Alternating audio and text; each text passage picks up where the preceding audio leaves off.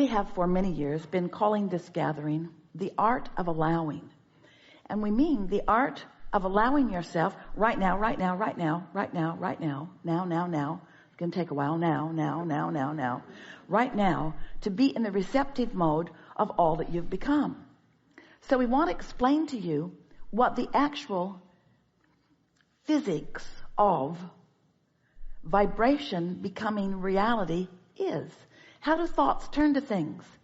How do vibrations turn to thoughts, and how do thoughts turn to things? How does this time-space reality evolve as it does? If it is a vibrational reality, Abraham, then how is it that I can see it and hear it and smell it and taste it and touch it?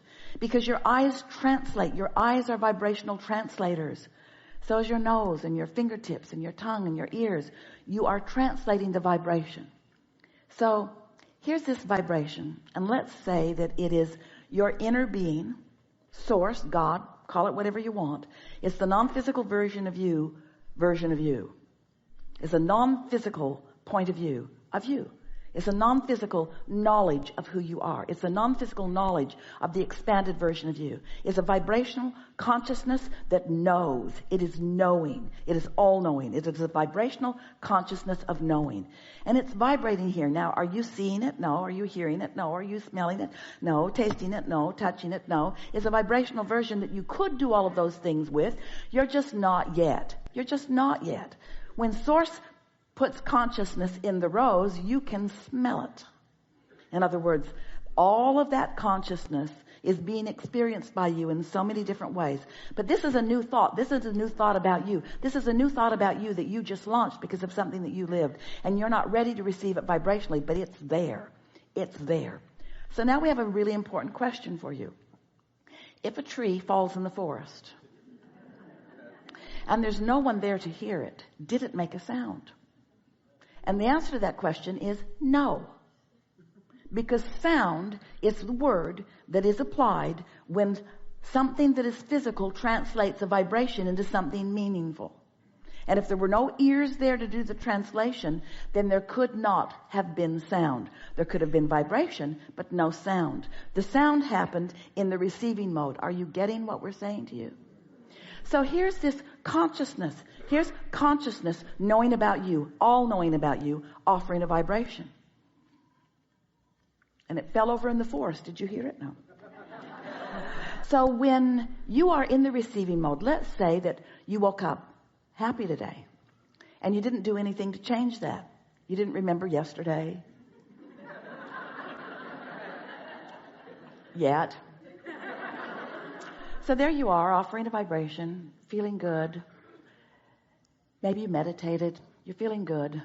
So there's nothing happening in your vibration that is resisting this vibration of source consciousness. So now you are in the receiving mode and you think a thought. You say, oh man, I just got the best idea. And with that idea comes an emotion of elation, an emotion of clarity. That's the first step in vibration turning to thoughts, to things. In other words, this is the beginning of the translation of vibration into something. This is the gap that we're wanting you to consciously begin to close. Now, if you're in a bad mood, if someone mistreated you and you're thinking about it, if you woke up thinking about it, if you've already written an email about it, if you've been on the phone talking to your best friend about it, if you wrote it in your diary, in other words, if you've been thinking about it, if you've been thinking about that injustice that happened yesterday, and now you're off on a tangent, yeah, that's not the first person that's done that to me, won't be the last.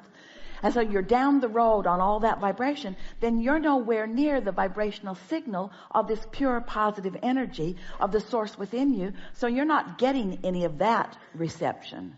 The reception that you're getting is of a different nature. It's the spin-off of man's conscious thought. You see what we're getting at? So as we're moving forward here today, we want to show you how you can live happily ever after. We want you to make peace with contrast. We want you to understand that contrast matters, that contrast and variety are necessary for you to focus your desires into being. We just think it would be such a wonderful idea for you and such a good experience for you If once you've launched those rockets of desire and you have, your vortex is so full it would take you 20 or 30 lifetimes to realize it all. It would be such a good idea if you could understand the laws of the universe and understand the progress that you've already made and understand the 1, 2, 3 step process of creation. Step 1 is contrast causes you to ask, and you've been doing it for a long time and you're still doing it all day, every day.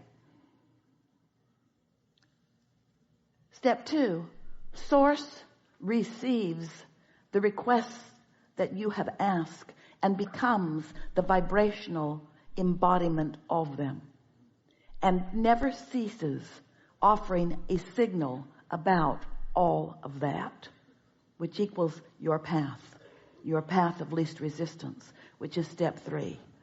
Are you allowing yourself to go, or are you arguing for your limitations? Are you allowing yourself to go, or are you explaining what is instead?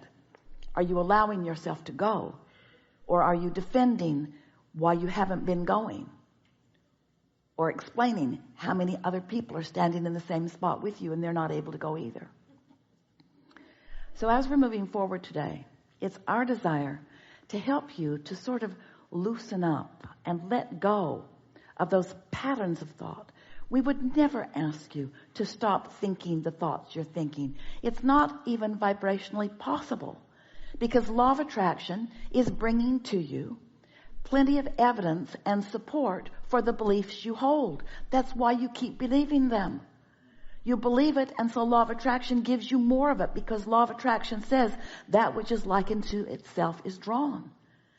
Esther would say to us, especially in the beginning, but Abraham, it's true. And we said, what's that got to do with anything? There are a lot of things that you don't want that are true. Don't focus upon them. This is an inclusion-based universe. When you look at wanted and say yes to it, you include it. When you look at unwanted and shout no at it, you include it. You can't turn it off with no. You can only turn it off by saying yes to something else. You can only turn off what you don't want by giving your attention to what you do want, you see. So we know it takes some adjustment. It takes some reorientation. It takes some caring about how you feel. It takes some understanding about the laws of the universe.